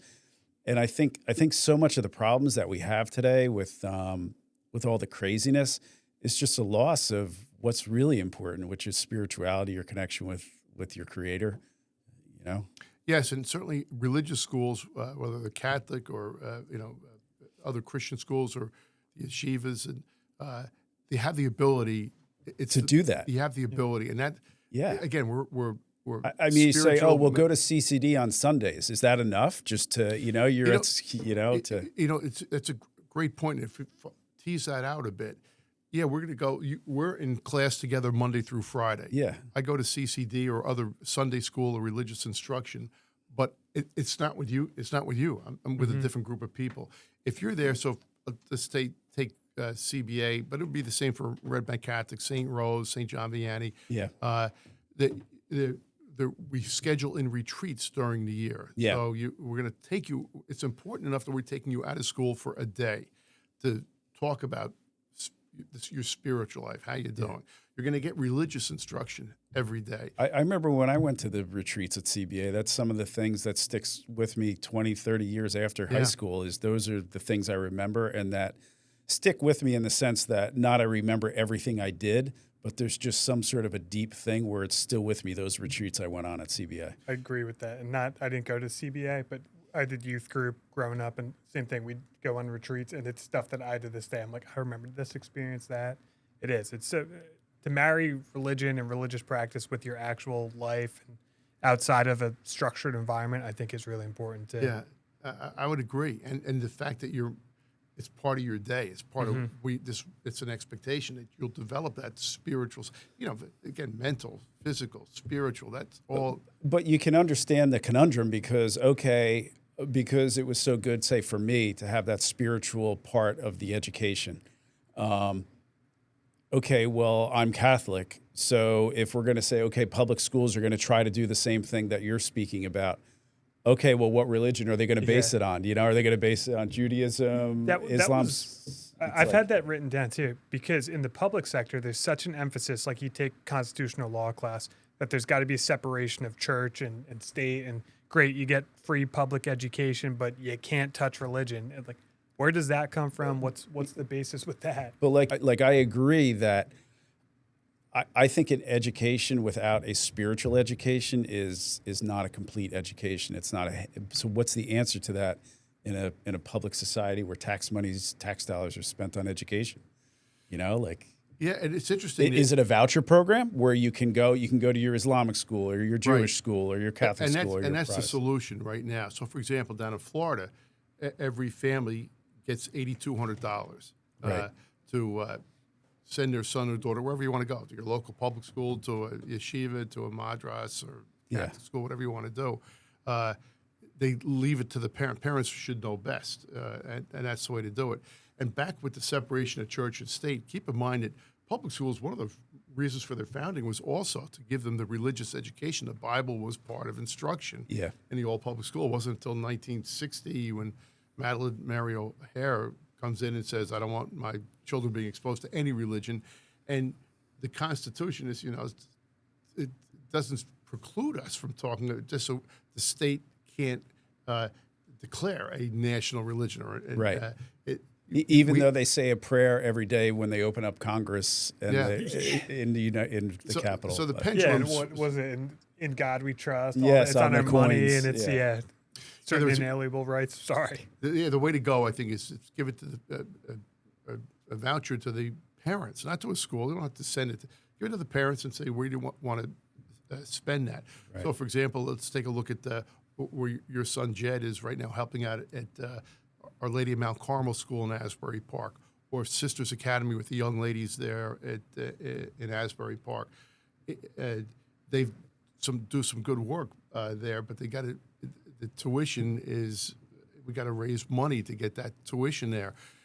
Being Abbott School District, Asbury Park, it's upwards of $30,000+ per student, where at Mount Carmel's probably doing it for $7,000 a student. But it's if you gave that voucher, it makes it much easier. One of the schools we have in Florida is in Boca Raton. It's interesting. It's called St. John Paul II School. It's a co-ed Catholic school, and again, each of those parents get $8,200. And I asked it's probably about 800 students in the school. When I go down there to visit, I ask them, why are you here? Why don't you go to Boca Raton High School? I said, you don't have to wear your uniform. And the theme that comes up time after time is, number one, they know who we are. So Boca Raton, there's 3,000 students there. Here we're 800. And they said, we like the chance to have a religion class and also to go on retreats. So they themselves are saying this, not like it's being hammered at them. They're saying, hey, we enjoy doing this, because they can leave any time they want and literally go 2 miles down the street to Boca Raton High School and not get involved with this. But they say, we like doing this. All right, we're going to take a break and flip the tape here. All right, so I want to talk about the importance of the Catholic schools to society, not only Catholic schools, but other parochial schools. Is that what they would be called? Other private religious schools that are not Catholic? Is that parochial? It could be. I'd have to Yeah, we got to look that one up. Yeah. But anyway, talk about the importance of Catholic schools, how they've evolved over time, where they're at today, and the pressures they're under, and what people can do to help, and how the models changed. Because I think it's related to the vocations, meaning the amount of people that are going into religious orders or the priesthood. When I went to St. Catherine's Grammar School, we had the Sisters of St. Joseph's. And when I was in kindergarten, there was sisters teaching in almost every grade. And it seemed to be less and less each year. And now I think there's maybe one nun left at St. Catherine's Grammar School in Spring Lake. And we talk about the numbers of the brothers and priests and how that relates to the availability of a Catholic education to people and what can be done about it. You did talk about how you think that Catholicism or religion goes through its ebbs and flows over the decades, where it becomes more prevalent or less. And where are we at today with that, and what's the importance of that education, and what can we do to preserve it? I think as we talked about before, there's always a benefit to an education that also can dig into the values, moral values, religious values, society values, family values. So I think everybody would agree with that. It's good to expose young people at any age to that, from pre-kindergarten through college, actually, I think, which is what a Catholic school system or a religious school system would do. All right. And not to get controversial, but do you think the lack of that and the lack of those values and the strict separation of sort of values in church and state is what's resulting in sort of an anything goes thing going on in schools these days, in terms of kids claiming they're now what is it, Mark? Wouldn't be a podcast episode. I mean, furries or whatever. Like if there's furries, furries, or the different trans stuff. Like is it a lack of values and anything goes? So then really anything goes. There's a great story. I don't mean to open up a can of worms here, but please. There's a great flagged. After all, yeah. There's a great story in today's Wall Street Journal about they have three individuals talking about and basically the theme of the story is young people want a sense of belonging. Right. They want to Identity. belong to something. Yes. And they talk about a guy who became a really ultra right-wing activist, a guy who became a left-wing activist, another guy got involved in some other things. But go through the web and start searching for things. Where do I feel belong? Right. Feel I belong. I want to be known. I want to be loved. I want to be appreciated. Yeah. Again, touching the heart. If they don't find it with us as educators or as family members, they will seek it someplace else. Yep. And trust me, there's always somebody there who's going to say, "Come here. I know what you need." And it may not be the person or group you want your son or daughter. It could be a cult, like the Charles Manson cult back in the exactly. 70s or whatever that was. Human beings want to be loved, loved, known, and appreciated. And so not that they can't get that in public schools, for sure, you could. However, in Catholic schools and other religious schools, we're intentional. It's not going to happen. We don't want it to happen by chance. We set it up. Part and parcel It's to gonna learning happen. math, science, and engineering, Yes, and reading.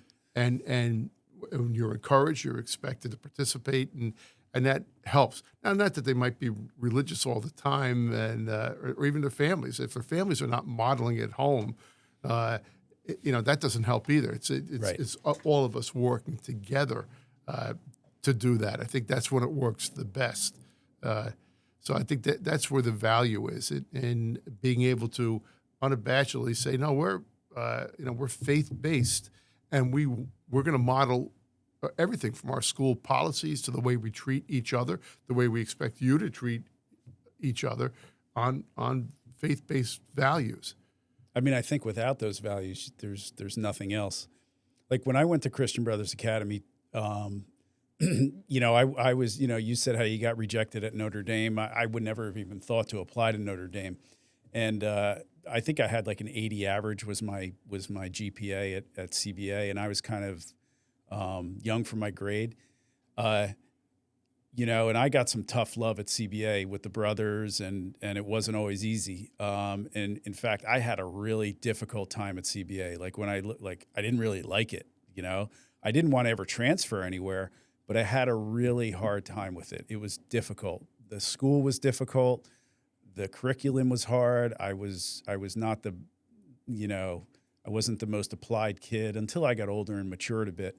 But when I look back on my life, the lessons I learned at CBA, I still carry them with me today in terms of like if I'm working on a case and I'm fighting some big law firm on some big case or anything, and the grinding and, I just think kids today, I think there's a real softness. There's too much softness out there where there's a lot of helicopter parenting and, make sure there's no adversity, make sure the kid, like if my kid failed or did something, I'm like, great, that's a good lesson.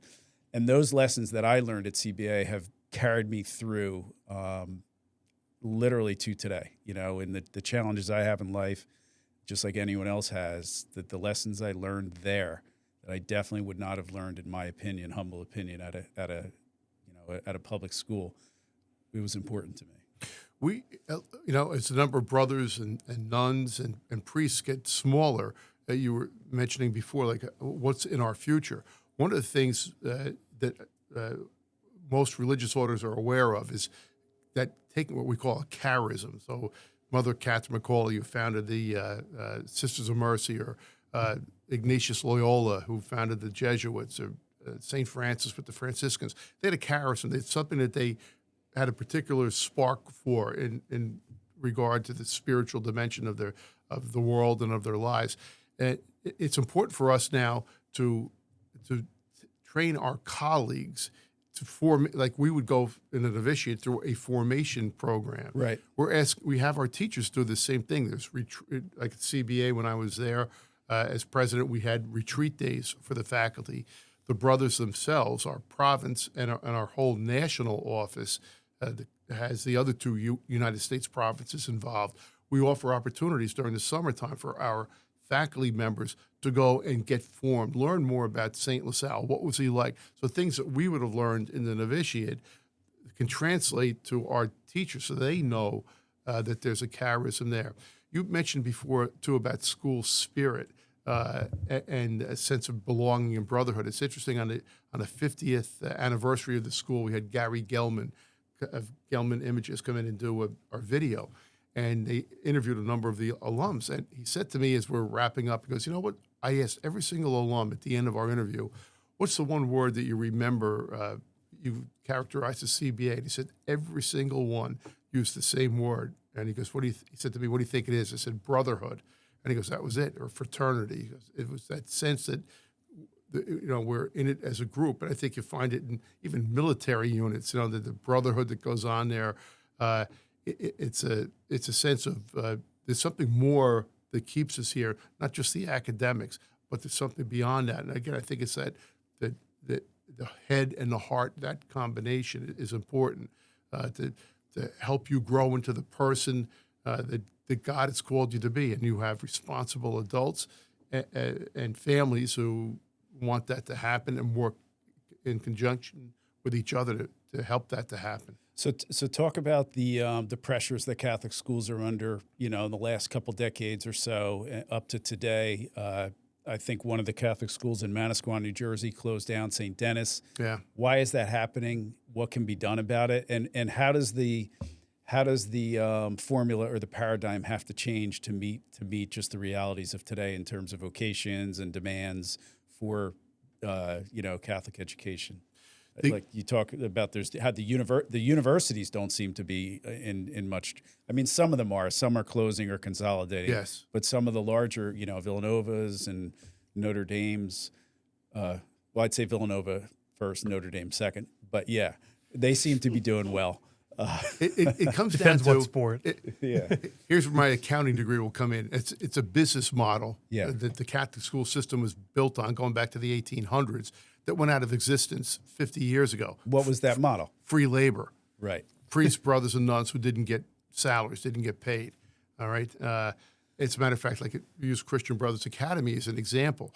When they came down, now they had to build building and purchase land and buy desks and things along that line. A lot of startup costs. Exactly. And the original tuition was $500. And the board of trustees said to the brothers, right now we got to increase it. And the brothers said, no, we were founded to serve the poor and the working class.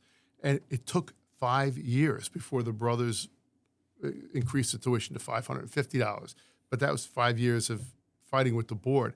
But this was all staffed by brothers. They didn't need a whole lot. They did have to pay down the mortgage and things along that line. And thanks to the Fathers Club and the Mothers Club who helped do extra things to raise money to give the school support. So I'd say, number one, today it comes down to the fact that the free labor is gone, and we certainly want to pay our faculty members and staff members livable wages for trying to work, say, in Monmouth County or wherever you are. You need tuition revenue to come in to do that. But my thing when I came to CBA in 2009 was we got to stop the tuition increases.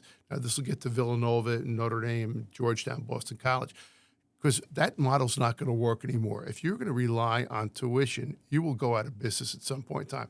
Families just can't pay, especially here in New Jersey, where you have excellent school systems in the public sector that are free. They're good education and they're free. So we need, how are we going to do that? So our last capital campaign that I did at CBA was, we actually gave it a name. It used to be like Project 50th and Project 2000 and Project. I said, no, we're actually going to name this campaign. And it says, Forever CBA, Securing the Mission. Yeah. I said, we're in a good position. We have full enrollment. We don't have any debt at the school at that time. But what's going to carry this on to the future? And I said, we need to build up endowments, just like the college model. So when I came to Christian Brothers, we had about $10 million in investments. We didn't call it an endowment at the time, but it was money that was, some being invested. And throwing off some income. Yes. And I said, that's going to be our model. Does CBA pay taxes? No, it's a not-for-profit. It's a 501c3 corporation, so there's no taxes. How about property tax? No. As long as you're using X amount of your property for the religious purposes for its intended, you don't have to do that. Right. That's another story. When they first came to Middletown years ago, I can tell you at some point in time. Yeah. But so in this case, so we got to build that endowment. And so when we did that campaign, we spoke to potential donors and current donors, and they agreed with it. They said, we don't want to. The goal of the brothers was that no student who wanted to come to Christian Brothers Academy would be turned away because of financial reasons. Yeah. We'll find the money for you. We have generous people who will take care of that. But we got to institutionalize it. We just can't pray for money coming down every day. Yeah. We can do something. God helps those who help themselves, right? So when I left CBA 2021, so this is 12 years later, our endowment had gone from $10 million to $33 million. So it tripled in that time. And the goal was, for me, stop the tuition increases and use that keep building the endowment and make sure that CBA provides that faith-based education well into the future. So we're doing an alumni reunion or alumni get-together out in California, out in Los Angeles. And I'm doing this talk. It was part of Project 50th. And we have about 60 alums at this particular gathering. And I'm telling them about the endowment. And so one of the alums raises his hand and he says, well, brother, what's your goal with the endowment? I said, my goal? Free tuition. He goes, oh, that's a laugh. I said, really? I said, tell that to Regis High School in New York City. They don't pay any tuition there. He goes, I didn't know that. I said, yeah, they had an initial endowment, and of course our alums are very generous, but there's no tuition there. I said, if you don't think it now, it's not going to happen in the future. Yeah. I said, what I want to have happen, who's ever sitting in my job 20 years from now is going to be able to say, thank God they did that back then, because we now have the resources we need to provide a quality Catholic education. Red Bank Catholic is doing the same thing. They're building up an endowment fund. I met with several of their committee members. They came over to the brothers' offices in Eatontown there to ask, what do we do, help set them up with that. And they're moving forward on that. and Our Lady of Mount Carmel in Asbury Park. Tim Andre and Lorene, his wife, said the same thing. We've got to get an endowment. Tim's a Notre Dame alum, played basketball for Notre Dame, and he has now the Mount Carmel Foundation. We need to build an endowment. So that will change the economic piece, hopefully, but it's a long run. Unfortunately, a lot of the Catholic schools, because we had the cheap labor, they didn't think that way. Right. They didn't build up endowments, but we're late to the game, but it's needed. And the other thing is having the states free up some taxpayers' money that you're already paying to the state to use for education. And the voucher, not that goes to a school, but goes to a parent. They know their children best. Talk about the voucher program a little more. So there's about 31 states. So this would be a good solution where people could get a faith-based education, whatever their faith may be, with tax dollars without the government supporting any particular religion. Correct. Yeah. The government wouldn't tell you how to use it. And the voucher program, for those who are not familiar, a voucher is where it starts back in the United States about 40-some years ago with a single mom out in Wisconsin who has two boys. And she said, if they go to my local school system here, they're going to run the streets because they're not going to get education. The results are terrible. Yeah. She goes, I want the money that you're going to spend for my sons in that broken school system to go to another school system, and I want to take that money and go to a local Catholic school that was in the neighborhood. Yeah. Well, they said no. She took it to court, and she wins.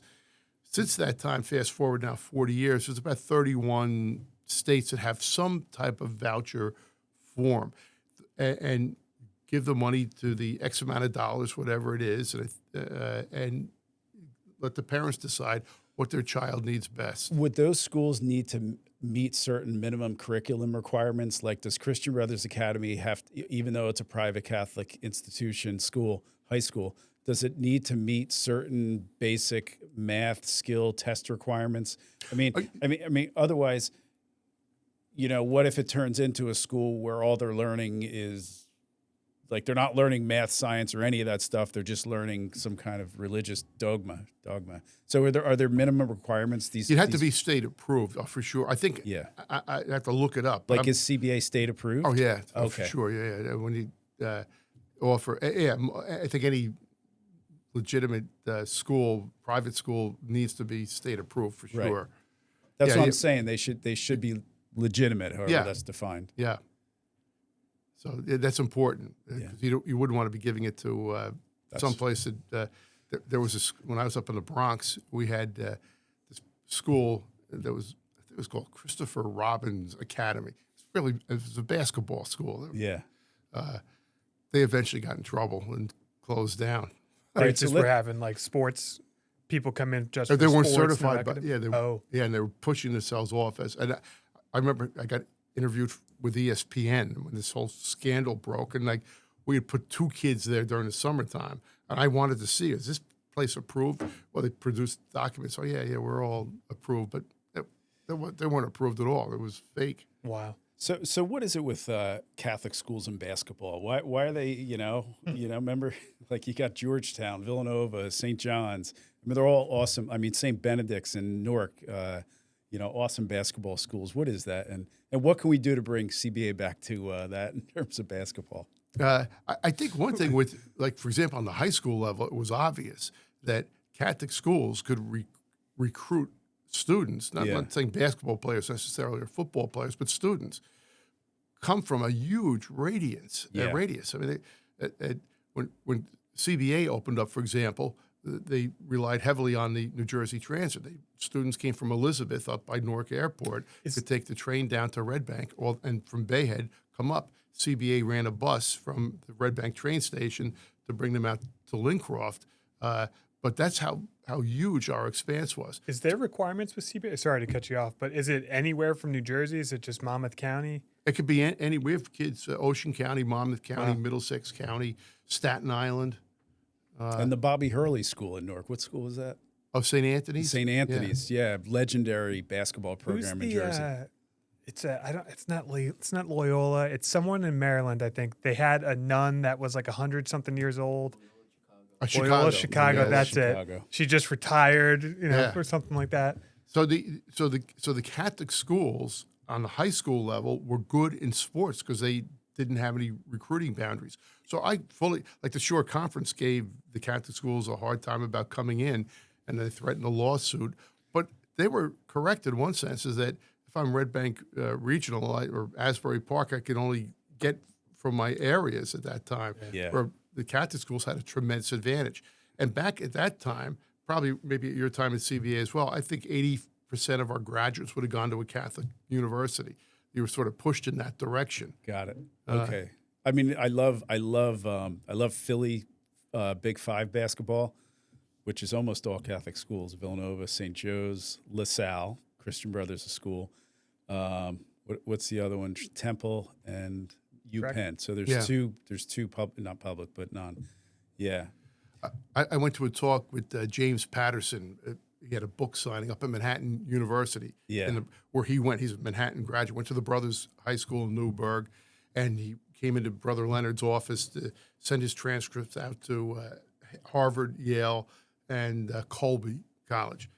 By February, he tells the story. He goes, we haven't heard from any of the three colleges. And they go into he and his parents go into Brother Jake's office, Brother Leonard Burrell's office, and he says, "Oh, I didn't send him to those places. You're going to Manhattan College. And he accepted you there." He was furious, and he said he was really upset. He goes, "You're not going to. I didn't even send out your applications." But and they asked him the story. We had about 1,000 people there up at Manhattan the other night. It was about a month ago, and he goes, "You know what? When I got to Manhattan, the brother who was the provost said, 'Look, we understand what Brother Leonard did. He's a little bit out there. Yeah. We guarantee you do well here. We'll get you into Harvard.'" And he said at the end of his freshman year, he enjoyed Manhattan so much he never transferred out. Oh, wow. But he tells that story so back then, you're not going to a Catholic college. That went into the circular. They just didn't send it out. Yeah. Wow. So what? I feel like it'll get there. But so what can people do to help out these schools to continue their mission, doing what they're doing? And I know, not to get autobiographical, but I was on the trustees for my own church, and we dealt with this where we had an endowment account, an operating account, and they were very strict about what could be used for what. So some people would give to the endowment account, be like, well, that's great, but there's a lot of red tape attached to that. So with CBA in particular, what can people do to kind of help your guys' mission continue? Well, the big thing, if you believe in the mission, you think it's beneficial and is helping young people, support the school. If you're an alumnus or a past parent or even somebody who just believes in American society, like we want for a republic to work, you've got to have an educated populace. Our founding fathers knew that. That's why public schools were established, who, as we said, at one time even taught the Bible. Because in order to be we need an educated populace. So you could support that. Second thing, we were talking before about to make sure that the education's available to as many people as possible. So an example at Christian Brothers Academy was Our Lady of Mount Carmel School in Asbury Park. It's basically immigrant children or first-generation children here, and it's struggles. Tell us about that school. Tell us a little bit about the history of Mount Carmel related to Mark's question about how these schools can help with that particular example. What's the history of it? Who did it serve? Where is it at today, and what does it need? And what's the benefit it's provided not only to the students and the community, but to the state and, in a greater, populace at large? Sure. I had the opportunity to serve on the foundation board for Our Lady of Mount Carmel, which Tim Andre, as I mentioned before, had helped set up because he realized that the parish was originally an Italian parish for Italian immigrants. And again, we talked earlier about why did so many of them go to the parochial schools? Because they didn't know the language of the public schools. So Mount Carmel, Our Lady of Mount Carmel, begins as a highly dense population of Italian immigrants, and it serves the needs of the immigrants. And so, like Danny DeVito attended that school. Tom Arnone, our commissioner here in Monmouth County, and he's just joined the board because we told him, we need your help. We need to get the good word out that these schools produce excellent young men and women who have a good academic base, but also hopefully a good moral compass. And we all boats rise on a foundation like that. And they can help to break the cycle of poverty or sure. neglect or abuse as well. Certainly. Education is the best way out of poverty. Like that story I told about Prince Johnson. I mean, he was switching the environment made all the difference. Yeah. I remember, and again, was it Alexander Hamilton? He's in like St. Croix or something like that. Yes, And a typhoon comes, destroys the island, and he writes an article about it. And they're like, wow, this kid's smart. And he, essentially then comes here and becomes a major player in American history. But yeah. And our country's filled with examples like that. And so Mount Carmel today, the population right now is about 170 some people there.